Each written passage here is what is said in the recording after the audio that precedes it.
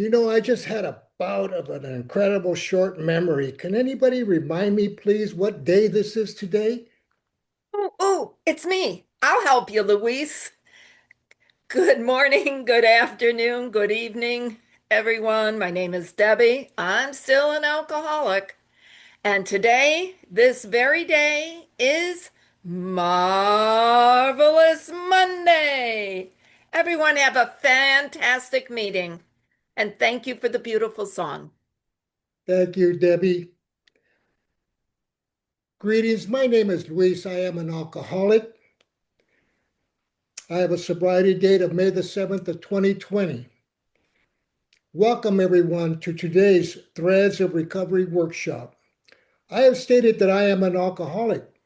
Do we have any other alcoholics in the meeting today? Wave, smile, nod your head. Acknowledging God's presence with a moment of silence, I'll follow that with the set aside prayer.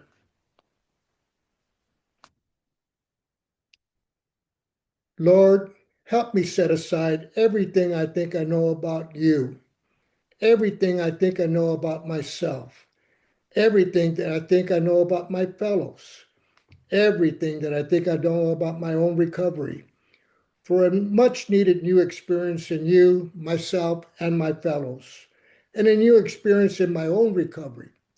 Help me to see the truth. Amen. 1058 Threads of Recovery continues to offer 3 days of virtual workshops a week. To be included in our weekly emails, send your request to threads1058@gmail.com. This will keep you up to date on our workshops. Our group follows the 12 traditions. We stick to our singleness of purpose. We ask that everyone please refrain from profanity when sharing an activity that may distract our speakers or others during the meeting. Please turn your camera on if at all possible. We'd love to see your smiling face. The seventh tradition states every AA group ought to be fully self-supporting, declining outside contributions. The contributions help to cover the group's expenses, but the seventh tradition is more than simply paying for rent and other group expenses. It is both a privilege and a responsibility of individual groups and members to ensure that our organization at every level remains forever self-supporting and free of outside influences that might divert us from our primary purpose. The monetary amount of each contribution is secondary to the spiritual connection that joins us in unity with AA groups around the world. The seventh tradition contributions can be made using Venmo and by mailing it. Details are in the chat. This is an open meeting. Open meetings are available to anyone interested in Alcoholics Anonymous program of recovery from alcoholism. Non-alcoholics are welcome to attend open meetings as observers. And now gives me great pleasure to introduce to you our facilitator, someone who has been guiding us with the who of the program and the who of step 9. And with that, Bill, take it away. Thank you, Luis. I know you can hear me, but you can't see me. We're having a little difficulty today. My evil twin Gil, listen carefully. My evil twin Gil found out we're doing step 9 today, and he wrestled his way into the room. If you're new to Threads of Recovery, don't worry. I'm not as goofy as it looks or sounds, but it's important to remember there's a part of me that does not want to admit I was wrong. There's a part of me that does not want to go to people I wronged and harmed and say to them, I was wrong. Without any defense, without any rationalization or justification, without blaming them. And we're having this arm wrestling, we're having this tug of war, we're having this internal struggle. And then I hear Luis's voice. And I hear the set aside prayer. And all of a sudden, it's another miracle. Goodbye, Gil. I'm Bill. I'm an alcoholic. If this is your first visit to Threads, don't judge everything by your recent experience. We do have fun here because we don't take ourselves very seriously, but we take the program really seriously. Congratulations to the people who are coming up on anniversaries in March. I heard a couple of those mentioned. It was in my home group this morning. Our good friend Kristen had 2 years today, and her 18-month-old baby boy was with her in the meeting. I asked her halfway through the meeting whether he's picking up on any of this stuff, the 18-month-old. And you know what she said? We'll find out. I'm Bill. I'm an alcoholic. My sobriety date's March 18th. I'm one of them March people. March 18th, 1981. Hi, Jen. I don't know how you do it, Jen. You always end up in the middle of screen one. I don't know how you do that. You know somebody. You must know people. And we are going to talk about step 9 today. We're talking about step 9 as part of our series, as Luis introduced us so fluidly. Thank you, Luis, for your service. Finding God as we understand God. The who. WHO, who. God is the who. And the 12 steps. And we also draw the acronym WHO from our Appendix 2, which Debbie G, I think, is Debbie G number 1? My absolute dear friend and spiritual colleague, Debbie G, is going to kick us off. This is in Appendix 2. It's way back in the back of the book on page 568 in the 4th edition. It's a page or two ahead or behind that in the other 3, but it's on page 568. Debbie, would you read that most emphatically business? I'd love to, Bill. Thank you. Most emphatically, we wish to say that any alcoholic capable of honestly facing his problems in the light of our experience can recover, provided he does not close his mind to all spiritual concepts. He can only be defeated by an attitude of intolerance or belligerent denial. We find that no one need have difficulty with the spirituality of the program. Willingness, honesty, and open-mindedness are the essentials of recovery, but these are indispensable. Indispensable, I tell you. Wow. Gil didn't like that, by the way. See, things like defeated by an attitude of intolerance or belligerent denial, that's the 2-horse parade that old Gil rides in all the time. How is the process? How it works, chapter 5. How is the process of the 12 steps which produce our spiritual awakening? And our spiritual awakening becomes a personal relationship with God, the who, which is the purpose. The purpose of the 12 steps way exceeds not drinking. I've worked the 12 steps drinking and not drinking. First 3 months I was in AA, I didn't get the part about don't take the first drink. And I'm reading the book trying to I couldn't make sense of the book sober. It's not a surprise. It made no sense at all when I was drinking. But it's the purpose of the 12 steps to help us find this personal relationship with the God of our understanding, the who, that can help us overcome this condition page 62 describes. Our real problem is self-will run riot, though we usually don't think so. And so the presence of who, God, in the 12 steps is the power of the 12 steps. Sponsorship's important. The group has power of a sort. The group is important. Meetings like this are important. We all come together here in the Zoom room. We have a certain amount of power with our unity and our common purpose fellowship. But that's not the real power. The real power of the 12, the capital P, the capital P power, the P, capital P presence that we're looking for to have this helpful relationship with is God, the who. And we apply indispensable. Debbie said it's indispensable. We apply not perfectly, not perfectly. We do the best we can one day at a time. And whether you're sober 1 week or 50 years or anything in between, if you're in this meeting today, this morning, this afternoon, this evening, wherever you are on the face of the earth, if you're in this little electronic campfire that we call Zoom, we're all here on the little electronic campfire around the electronic campfire. Get lost in my own metaphor. Well, it's smoky around the campfire. You get confused.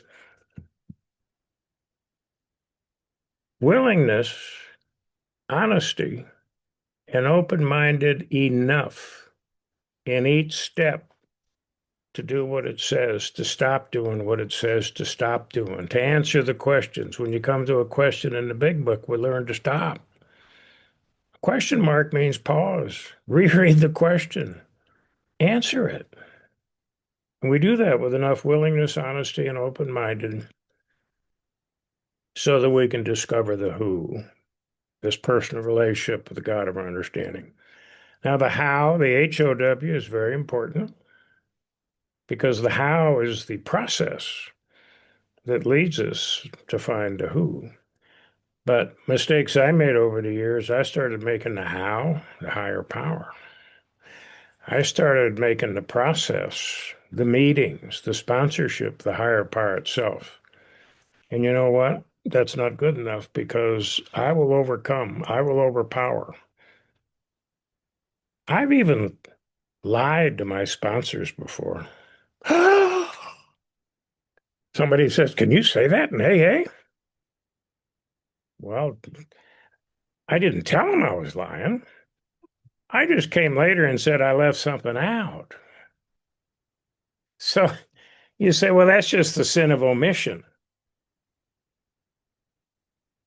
Anything less than 100% honesty is blocking me from God. So the how is important, but it's not the higher power. I have to be careful that I don't start worshiping the process. And in this thing about the who of our spiritual awakening, the presence of God and recovery is not new. It's been there from the very beginning. I cite a few examples, as I did the other day, on page XX. These are all page numbers from edition 4, fourth edition of the Big Book. Page XXVII, the power which pulls chronic alcoholics back from the gates of death. That's in the doctor's opinion. Page 11 in Bill's story. God had done for him what he could not do for himself. Bill saw that in his old drinking buddy, Ebby, who came to call on him sober. Bill wasn't sober yet, but Ebby was. Page 24, this sort of thinking. Even if you don't take the first drink and you get physically sober, we still got to deal with the way we think. This sort of thinking, alcoholic tendencies, places beyond human aid, page 24 in the Big Book. Page 25. Bill will be joining us very shortly. Thank you guys for your patience. Can you hear me now? Absolutely. All right, I'm back to you on the phone. For some reason, our internet went dead. And it's the 20th century. No, wait, it's the 21st century. What a frightening thought. Anyway, we're on step 9. We were talking about the who in the Big Book. And God, as we understand God, who is the source, the power of our spiritual awakening in this 12-step study. And we see how who, oh, look at there. You can't do it with the. I don't know, we'll find out. How's that? Can you hear me, Debbie? Yes, you're coming in very well. And Gil's at work here. I Well, should Bill, never. while you were out, we pictured you wrestling Gil, and you're the one that came back, so we're all very happy. Yeah, but I'm a little scarred. Anyway, Step 9. Teresa, you're going to read for us, right? Yes, I am. Where do you want me to start? Teresa, on the middle of page 76, right after the step 7 prayer, where it says, grant me strength as we go out from here to do. And then that next paragraph, could you read from there to the bottom of page 76 about step 8 and 9? Does it start with now we need more action? Yes, it does. Bingo, I got it. Now we need more action, without which we find that faith without works is dead. Let's look at steps 8 and 9. We have a list of all persons we have harmed and to whom we are willing to make amends. We made it when we took inventory. We subjected ourselves to a drastic self-appraisal. Now we go out to our fellow and repair the damage done in the past. We attempt to sweep away the debris which has accumulated out of our effort to live on self-will and run the show ourselves. If we haven't the will to do this, we ask until it comes. Remember, it was agreed at the beginning we would go to any lengths for victory over alcohol. Thank you very much. You're welcome very much. It's a remarkable little sentence. We have a list of all persons we have harmed, willing to make amends. We made it when we took inventory. I kind of overlooked that for years, but actually, if we've been doing the steps in the book, the way the book says, along with step 4, and the resentment inventory, the fear inventory, and the sexual conduct inventory, all 3 of those inventories back between pages 64 and 71 have a comment that admitting these resentments, admitting how we harmed other people, admitting our fears, admitting how inconsiderate we were to other people in the sexual conduct inventory, every one of them has a comment about, and we began asking God for help to make amends. So, even though it was a surprise to me when I got to page 76, if I'd been paying more attention to the book, it wouldn't have been such a surprise. And then it says now, there's another now. There's a lot of NOWs. There's a lot of nows on page 76. Now we go out to our fellows.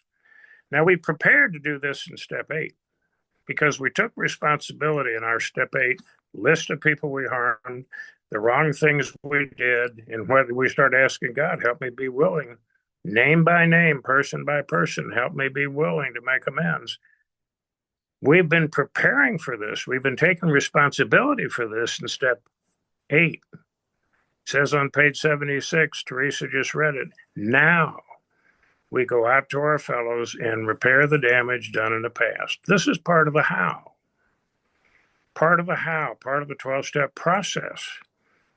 And as I said when I started this, making fun of my evil twin Gil, I had no experience with going to people admitting I was wrong as an adult. I had very little experience as a child. I went to great lengths never to be wrong, never have to admit it.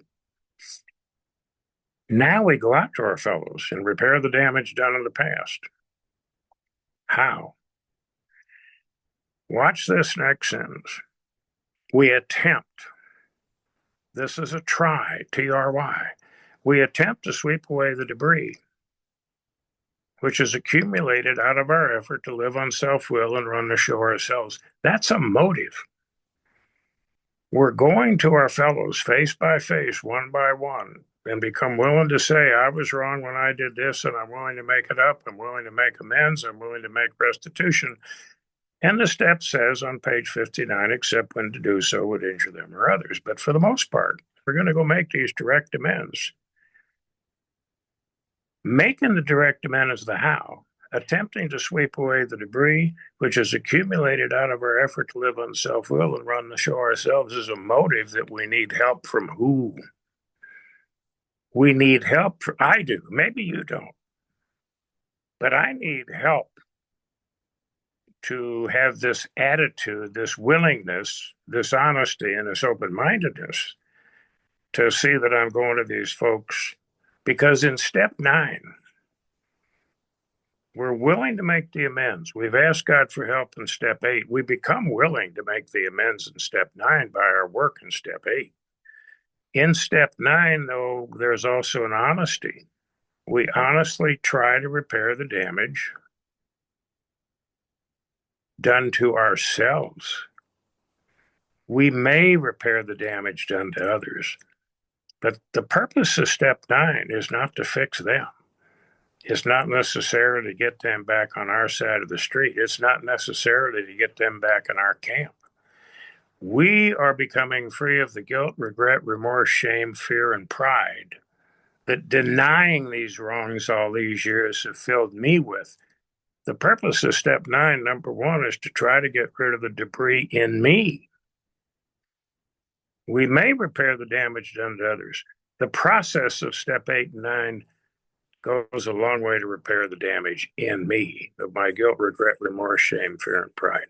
And at the same time, we're open-minded to sweep away the debris of self-will run riot from our lives, because when I go to someone and say I was wrong, I guarantee you that's not self-will, that's God's will. If it were left up just to me, if it were left up just to Gil, I'd figure out all kinds of ways to. I'm not going to make amends to her until she makes amends to me. I'm not going to make amends to him until he stops doing what he's been doing that got me to do what I did to him in the first place. And I would know him in amend if he hadn't done that to me and got me to do to him in the first. All that rationalization and justification. I have to be open-minded to let that go, to set that aside. I may still feel it. I may still think about it, but I cannot afford to let those things block me. So we may sweep away some of the debris of our self-will in their lives, but we guarantee we'll sweep away some of our own. And so the bottom line is simple. We're willing, honest, and open-minded enough to make direct amends to those we harmed. Al, are you going to read for us today? Yes, sir, I am. Al T? Yes, sir, I am. Could you read that next? It begins on the bottom of 76 and goes over to the top of 77 about the misgivings, and read over to the top of 77, please. Okay, probably I'm starting there. Yeah. Okay, and thank you, Bill, for hosting this meeting. My name is Al. I'm a real alcoholic. I'd like to thank God today for my sobriety. Here we go. Probably there's still some misgiving. As we look over the list of business acquaintances and friends we have hurt, we may feel diffident about going to some of them on a spiritual basis. Let us be assured that some people we need not and probably should not emphasize the spiritual feature on our first approach. We might prejudice them. At the moment, we are trying to put our lives in order, but this is not an end in itself. Our real purpose is to fit ourselves to be of maximum service to God and to the people about us. It is seldom wise to approach an individual who still smarts for the injustice to him and announce that we have gone religious. In the prize ring, this would be called leading with the chin. Why lay ourselves open on being branded fanatics or religious bores? We may kill a future opportunity to carry a beneficial message, but our man is sure to be impressed with the sincere desire to fight to right the wrong. He is going to be more interested in a demonstration of goodwill than in our talk of spiritual discoveries. Thank you, sir. Well, there's a tension. There's a real tension. There's a tug of war going on in this paragraph, and I think it explains the who and the how about as well as anything in the book. On the one hand, probably there are still some misgivings, period. What an understatement. When I think through the list of people, when I was new in recovery and had that original list, my 8th and 9th step, my 8-step list, my 9-step amends, probably there are still some misgivings.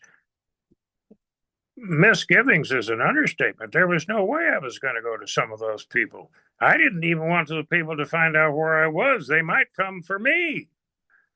And this book says I'm supposed to be ready to go to them and say, I was wrong. I was wrong when I stole your girlfriend. I was wrong when I stole your wife. I mean, on and on and on and on. Probably there are still some misgivings. And let's say I've been using the prayers. Let's say I've been asking God for help since step 3. I've been doing the prayers in step 4. I asked God for help in my sponsor in step 5. I prayed for willingness in 6. I prayed, God, take over in 7. I've been doing all that, and there are still some misgivings. And a handful of sentences later, watch this carefully.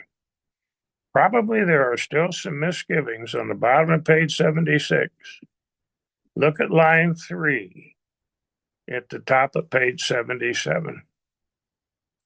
Our real purpose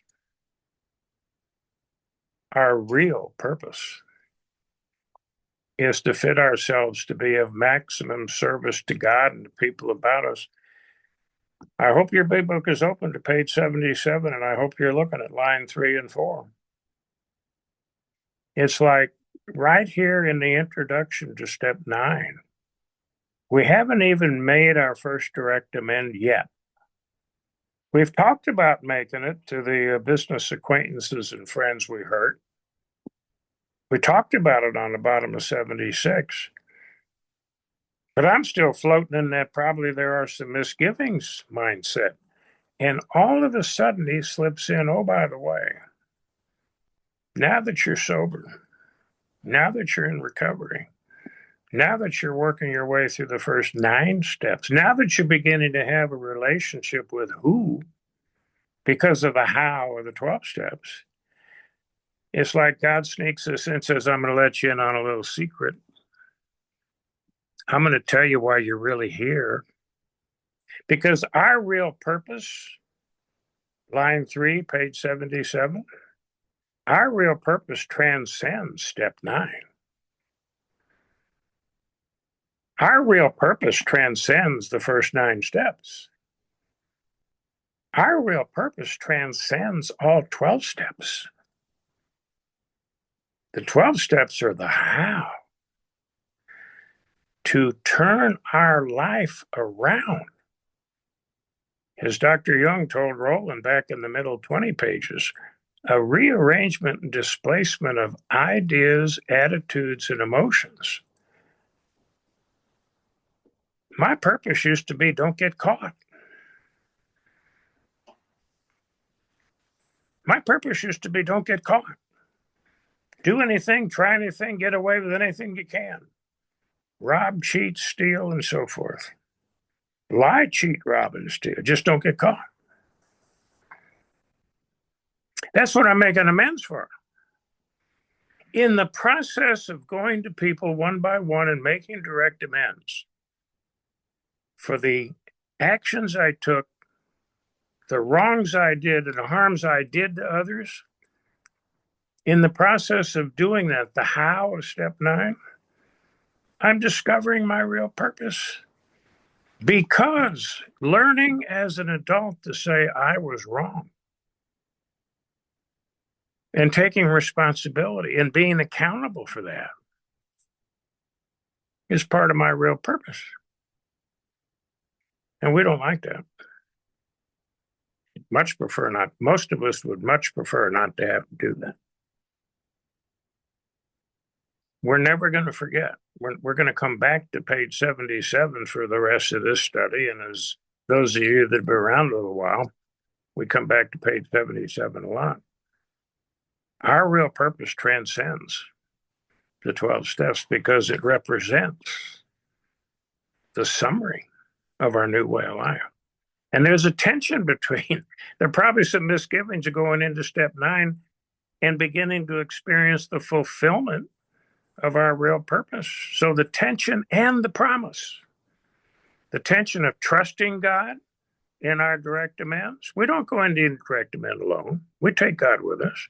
But there's a tension of trusting God going into the amend and the promise in our recovery, our spiritual awakening that comes with trying to become a person who's really interested in being of service to God and others.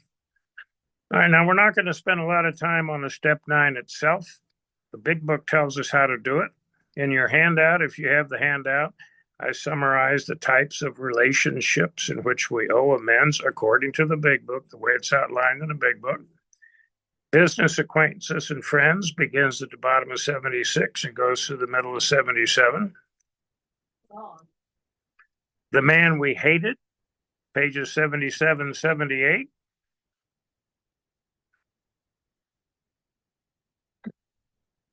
Bear with me a minute. We may be getting the internet back. Our creditors on page 78, if you're on a Big Book, if you're in a Big Book, if you're following me in the Big Book, you can find these. Our creditors right in the middle of page 78. Perhaps we committed a criminal offense. The Big Book doesn't say whether you got caught or not. I committed a lot of criminal offenses. I just didn't get caught.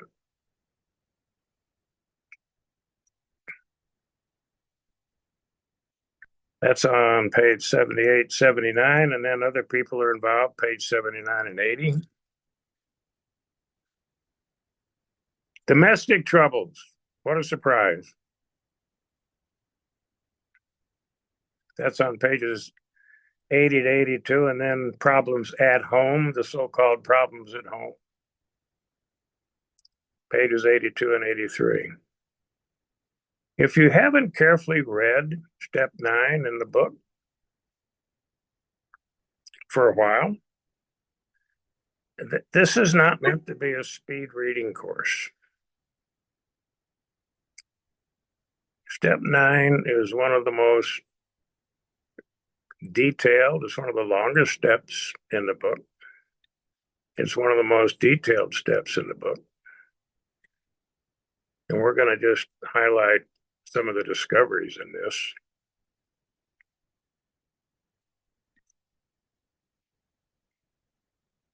While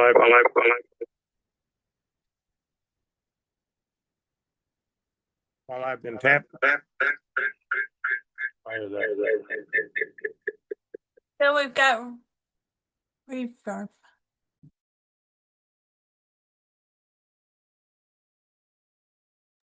Hang on again.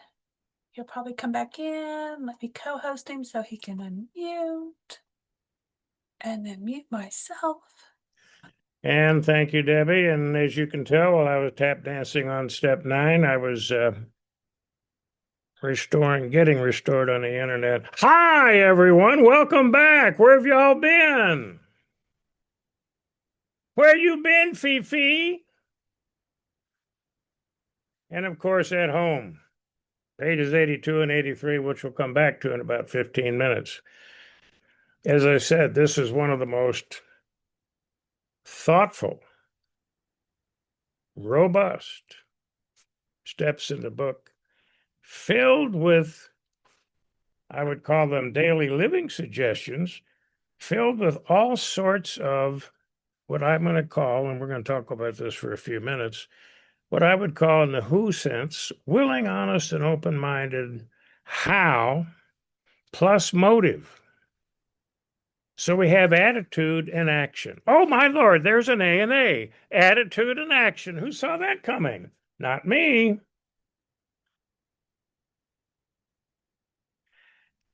Page 77. Al read it a little bit ago. A sincere desire to set right the wrong. Now, let me ask you.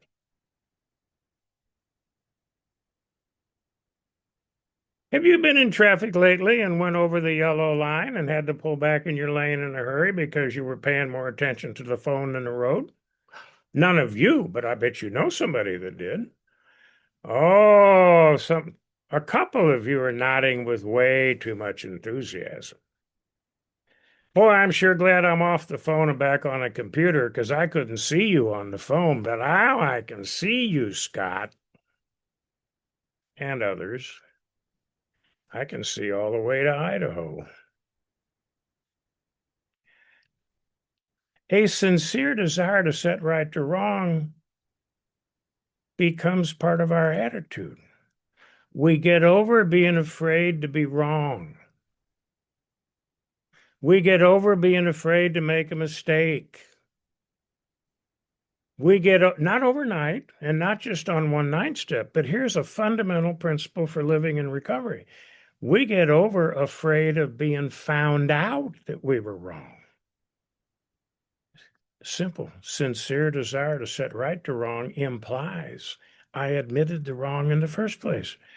Another little note on page 77, a demonstration of goodwill.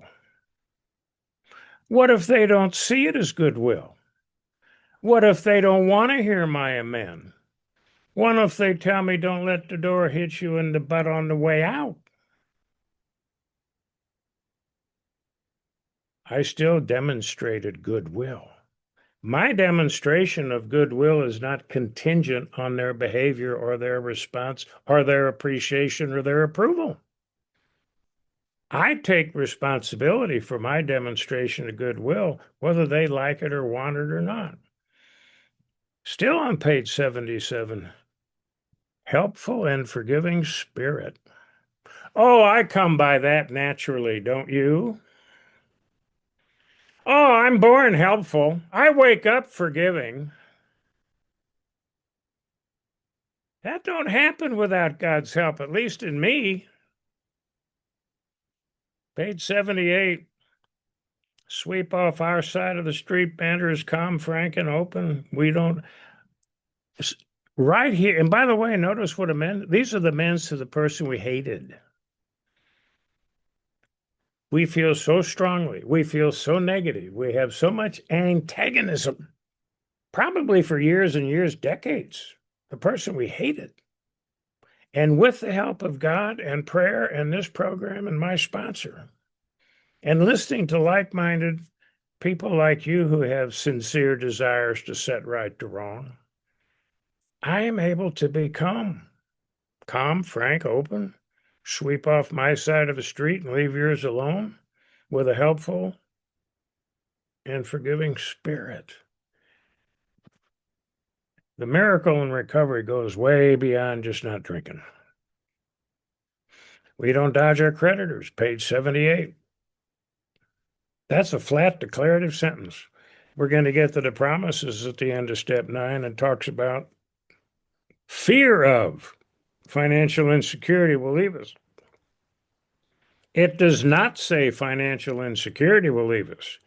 Everybody's going to be a little financially insecure from time to time. That's the nature of the beast. But fear of that paralyzing, obsessive, blinding, pull down the shades, close the curtains, don't answer the phone, don't open the mail. I may owe more money. And I lived that way for a while. Did you live where you ran out of money before you ran out of month all the time? Other people were not understanding. I tried to explain to them the calendar's wrong. It's not the money shortage, it's the calendar's too long. There's just too much calendar. Well, maybe you won't be amazed how many different ways that banker and that creditor and that electric company and that power company and that sheriff can give you that look. Men, women, tall, short, old, young. They all had the same look. I can't say the words that go with it because we try to keep this a G-rated meeting, but officer, I ran out of money before I ran out of money before I ran out of month, and they give you the look. Simple statement. We stop dodging our creditors. That's a fear issue. That's not a money issue. There's always a responsible way to work out a payment plan. But look at this. We quit being the artful dodger. For the Dickens fans in the room. Page 79. These are willing, honest, and open-minded how plus motive. How to make healthy amends, how to live healthy. We ask that we be given strength and direction to do the right thing. Who do you ask? The Cocker Spaniel? You can. They won't argue back. They'll wag their tail and want more treat. It looked like Two Tails, didn't it? Okay, you got 2 dogs. Yes, God. We ask in the big book always means God. If it's not explicitly printed, it's implied. We ask God that we be given strength and direction to do the right thing. Further down on page 79, we are willing. We have to be. We must not shrink at anything. And he goes on to say, be willing to admit his faults, ask forgiveness. It's inappropriate, certain circumstances, it's okay to ask forgiveness. Consulted with others, ask God to help. We're in step 9. The book has been suggesting we ask God for help ever since the doctor's opinion. It is not a weakness to ask God for help. You didn't lose some game when you finally had to throw in the towel and ask God for help. Asking God for help is not a shortcoming. It's the single strongest thing I can do. That may not sound comfortable to some of you. I understand that. It did not used to be comfortable for me. But the only way you're going to get comfortable is to do the uncomfortable that's good for you until it becomes comfortable. You can write that one down, Kathy. Oh, she is. That's a little scary, isn't it? Place the outcome in God's hands. What's that, page 80? That's not just true for step 9. It's really important in step 9. You make your demand, you demonstrate that goodwill, honest, forgiving spirit. What they do is really none of my business. It's in God's hands. You may get to linger and chat. You may get out quick. But you've made your direct demand, and the practice of asking God for help and placing the outcome in God's hand, maybe that's a daily living principle going forward.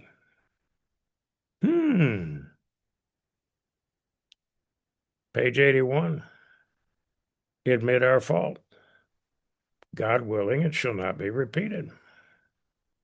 There's a daily living principles. Page 82. Top part of page 82. Good sense and loving kindness. Let bygones be bygones. Have you raked up the past in the last week to insult or criticize somebody close to you? It's time to stop doing that. It may feel good at the moment, but it's kind of like taking a drink. It may feel good at the moment, but the downside is awful. It never pays off in the long run. Let bygones be bygones. Forgiving doesn't always mean forgetting. Forgiving doesn't mean the pain has gone away. That's why page 67 in the middle of the resentment inventory begins with, God save me from being angry. We start trying to forgive while we're still angry, and that's part of let bygones be bygones. There is absolutely no value in raking up the past. You may win the battle and you will lose the war. You may wonder how I know that. Thank you, Tammy. Tammy's on board. That's a girl. Page 82, here's a concept. This may go back to page 77. This may go back to our real purpose is to fit ourselves to be of maximum service to God and the people about us. Page 82 says, having the other one's happiness uppermost in mind. Now, be careful. This does not mean you're responsible for her happiness. This does not mean you're responsible for his happiness. But keeping the other one's happiness in mind means I will do everything I can not to contribute to their unhappy. Someone says, you're not making me happy. Say, let me pray on that. Quickly get in another room and call your sponsor, because that is a landmine. Be very, oh, what can I do to make you happy? Janice said, buy me a Mercedes-Benz. Janice J. She's at the big meeting in the sky now. You can ask me which Janice J in the Q&A if you don't know who I'm talking about. She said a Mercedes-Benz would make her happy. Mick J, we're in the J's today. Mick J said you can't always get what you want. You can't always be happy, but you can get what you need. Our job is not to make other people happy. Our job is to try not to become part of their unhappiness. And there's a difference. You want to have some fun, buy your sponsor coffee and try to have that conversation. That guy, Bill, he said, I can't make her happy, but I'm responsible not to make her unhappy. What the hell is he talking about? See if your sponsor can help you unpack that, Briston. And notice it doesn't say, it says, have their happiness uppermost in mind. It's part of our attitude, part of our motivation. And believe me, our motive is behind our how. Who helps us to have the right motives in the how? If Sue's here today, I hope she wrote that down. Who helps us have the right motive in the how? That's the deal. And finally, on page 82, the wonderful little tornado story at the bottom of page 82. We feel a man is, I'm quoting, we feel a man is unthinking when he says sobriety is enough. Yeah. So Kathy S.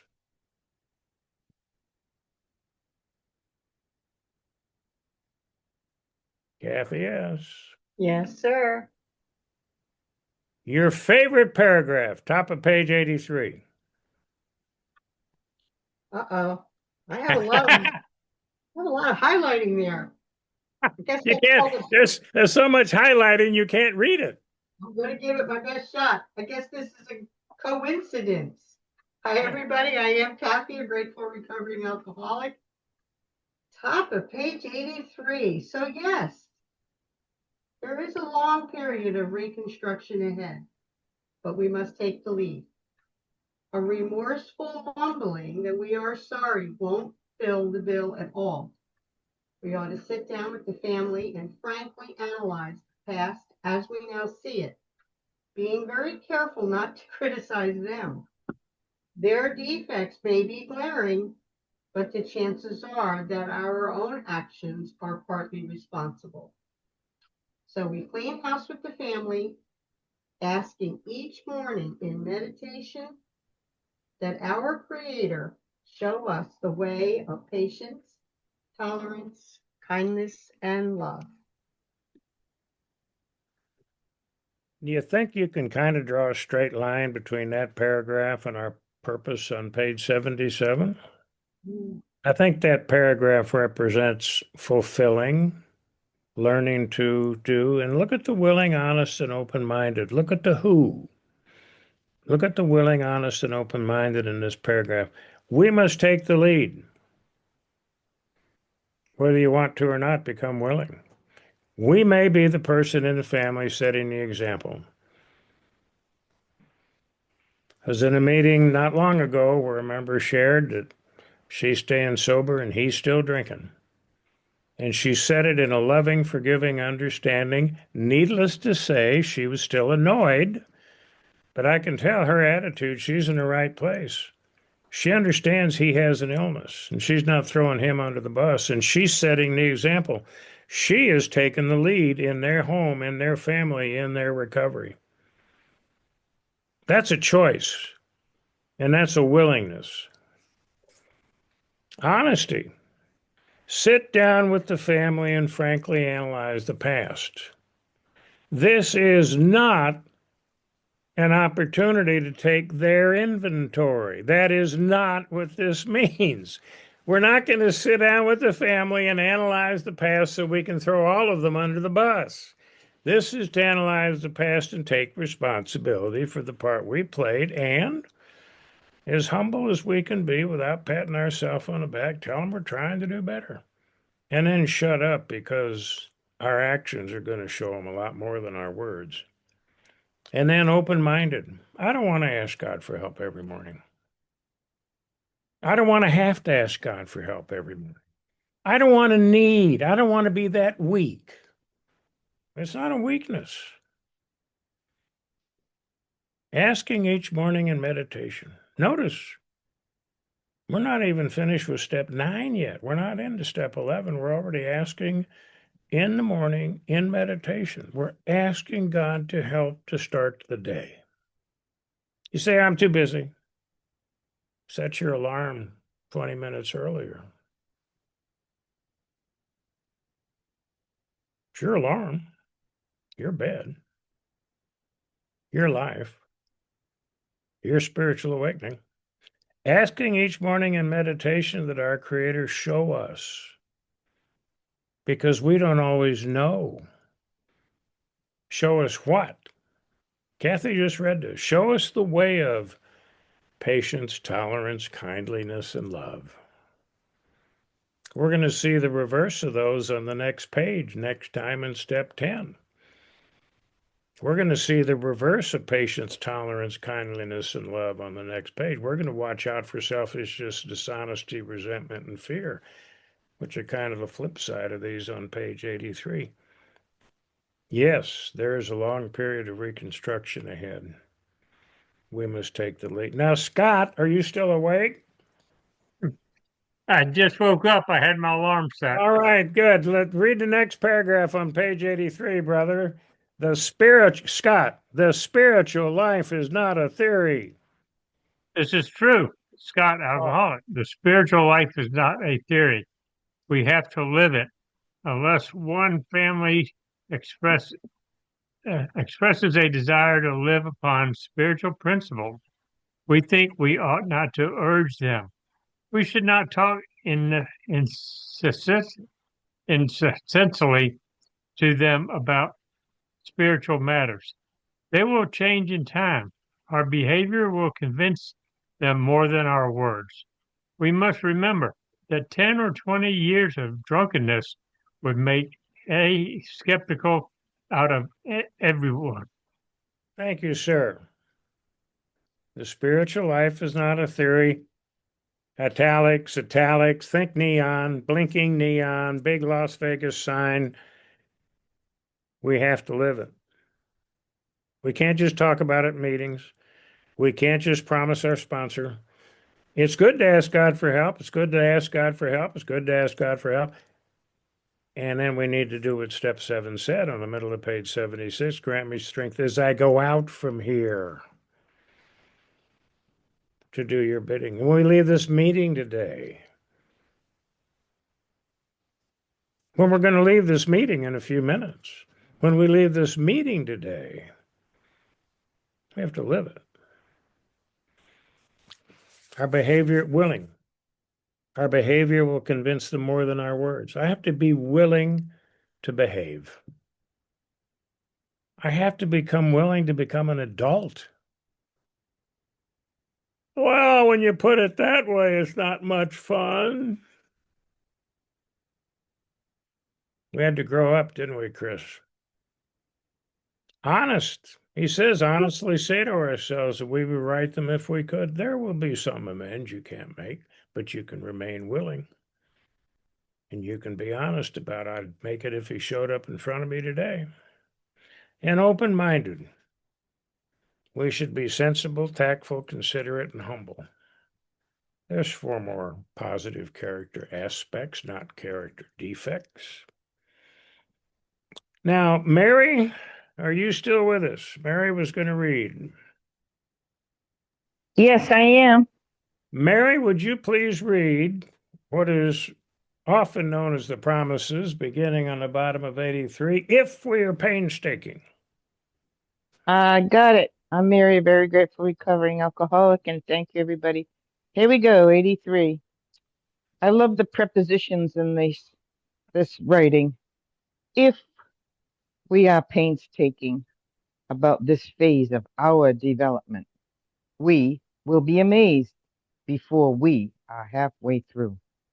A lot of we's too. We are going to know a new freedom and a new happiness. We will not regret the past nor wish to shut the door on it. We will comprehend the word serenity, and we will know peace. No matter how far down the scale we have gone, we will see how our experience can benefit others. That feeling of uselessness and self-pity will disappear. We will lose interest in selfish things and gain interest in our fellows. Self-seeking will slip away. Our whole attitude and outlook upon life will change. Fear of people and of economic insecurity will leave us. We will intuitively know how to handle situations which used to baffle us. We will suddenly realize that God is doing for us what we could not do for ourselves. Are these extravagant promises? We think not. They are being fulfilled among us, sometimes quickly, sometimes slowly. They will always materialize if we work for them. Thank you, Mary. We'll have to have Mary back. She's a dandy. So where's the willingness? Well, she started us off. If we are painstaking about this phase of our development, I've stopped worrying about what phase is he talking about. I'm just going to round it off at the first 9 steps. If we are painstaking, it means take the pain. It does not mean the 12 steps. It does not mean the first 9 steps are always going to be easy. They're not always going to be comfortable. Sometimes they're going to be a little embarrassing. We might even feel a moment or two of shame during step 4 or step 8 or even step 9. We may feel fear, anxiety, apprehension, embarrassment. Most of the pain is emotional. A little bit's mental, hopefully none physical, unless you just write so hard you get bruises and calluses on your writing finger. Don't believe the people in the treatment center who tell you, wait until it doesn't hurt, sweetheart. This is not a slam at treatment centers, but there's some bad advice out there. Recovery is painful in an emotional sense for 3 reasons. Number 1, we're having to face stuff we never faced as adults and maybe not as kids. Number 2, we have to admit things about ourselves we may become willing to admit, but I sure hope nobody else finds out. And then number 3, you don't even get to step 5, and you got to tell somebody else, Lord have mercy. Accept the fact, emotional, spiritual awakening is going to have some painful moments, but it does not end up in pain, because that's the first sentence of the promises Mary read following step 9. If we are painstaking, look at the payoff. So be willing, going through these first 9 steps, to deal with the discomfort. Honesty begins with, we will be amazed before we're halfway through. I quit worrying about what halfway through means. It means we're not done yet. It means we're not done yet. Wasting time where I am on the scale just takes my mind off who. Open-minded. She ended with the home run. Are you listening? Are you watching? Are you reading your book? You may have missed this. Let me say it again. Mary read it very well. God is doing for us, not to us. God isn't doing anything to us. Get over that. God is doing for us what we could not do for ourselves even after we wanted to. And we're only at step 9. Wow. Our real purpose. Let's talk just a minute. We're going to close in about 6 minutes, Luis. Glad I got the internet back, aren't you? I can talk, but I like seeing y'all better. All right, Sue's back. I'm going to continue. Now, Sue, listen carefully. Our real purpose Well, I better say this out loud, Debbie. Here are some willing, honest, and open-minded, the who. Here are some willing, honest, and open-minded threads of recovery that run through the first 9 steps that form our recovery tapestry of purpose and promises. Beginning with our purpose. Page 77. Our real purpose is to fit ourselves to be of maximum service to God and the people about us. I do not fit myself to be by myself. This is not a self-help program. I grow to become fit spiritually in steps 1 through 9. Growing to become fit to be of maximum service to God and the people about me is the primary thread of my recovery tapestry.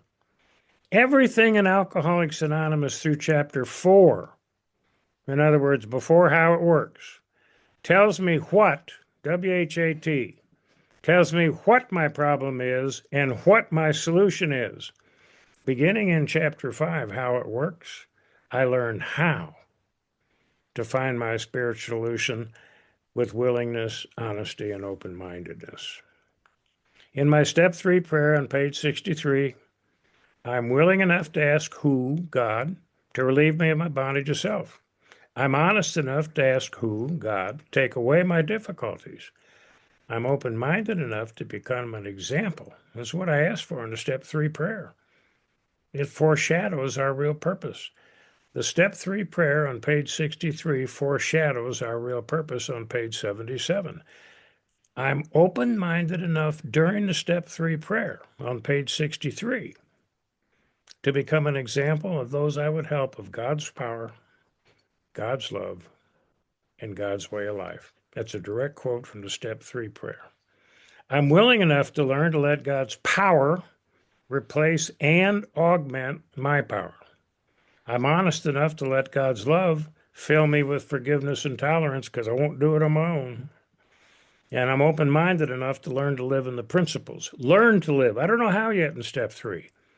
I make a decision to learn how to live in the principles of God's way of life. During my first 9 steps, my spirit has been awakened. Something in me has started to move and grow.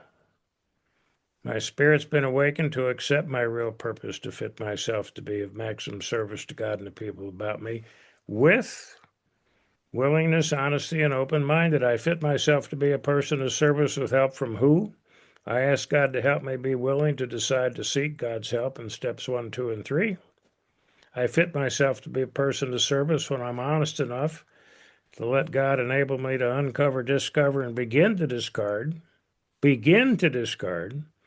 in steps 4 through 9 what in me is blocking me from God's help, God's spiritual help, and I fit myself to be a person of service when I'm open-minded enough to use God's strength in steps 8 and 9 to take responsibility for my wrongs done to others and to be accountable to go to those people wherever possible and amend, repair, restore the harm my wrongs did to them. Our purpose is a big deal. We study it for a lifetime and never fully understand it. Our real purpose, major thread of recovery. And our promises, not just on 83 and 84, but another primary thread in my recovery tapestry, the promises that encourage me, because that's what the promises do. They motivate us and they encourage us. In steps 1 through 9, the promises motivate me to keep seeking God's help with my spiritual fitness, to become of maximum service to God and the people in my life. Look at the steps. Go back to page 63 for just 30 seconds. That's all it's going to take. Now, you can spend a lot more time there later, but we're running out of time on the meeting. But if you look at page 63, in case you forgot, that's where the step 3 prayer is. But look at the top paragraph on page 63. When we stopped playing God, it didn't work. Page 62, we had a new employer. Top of page 63. The top paragraph on page 63, we had a new employer and so forth.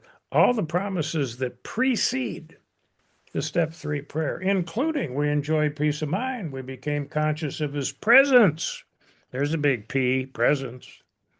We begin to lose our fear of today, tomorrow, and the hereafter. And then we work through step 5. We got those promises on page 75. Right after we share all the dirty, dark secrets of our past, look at the first sentence right after step 5 in the middle of page 75. Once we have taken this step withholding nothing, we are delighted. And of course, the promises we just read today on pages 83 and 84, a new freedom and a new happiness. If we are painstaking, willing enough to come to believe that who God could, we will be amazed, honest enough to have faith that who God would. God is doing for us what we could not do for ourselves. Open-minded enough to trust that God does. God could, God would, God does. So, my friends, in the first 9 steps, everything I pray and do to gain relief from my bondage of self enables my willing, honest, and open-minded participation with who, God as I understand God, I grow in healthy relationship with who, God, to become fit to be of service to God and others. Amen. And I thank you. And next time we'll pick up with step 10, be willing, open, honest, and open-minded enough to continue. Thank you. Thank you for sharing with us, Bill. Will you now close this part of the meeting with a prayer or reading of your choice? I'll repeat what I just prayed because I'm going to use that as my closing prayer today, Louise. In the first 9 steps, God knows that everything I pray and do to gain relief from my bondage of self enables my willing, honest, and open-minded participation with who, the God of my understanding. I pray that God continues to help me grow in healthy relationship as I become more fit to be of service to God and the people about me. Amen. Thank you so much, Bill. Now everyone can unmute and Thanks, thank the Bill. speaker. Gracias, amigo. Thank you, Bill. Thank you, Bill. Thank Thank you, Bill. Great leader. Bill. Thank you, Thank sir, you, very Bill. much. Great job. Awesome. Thank you. That tie is interesting.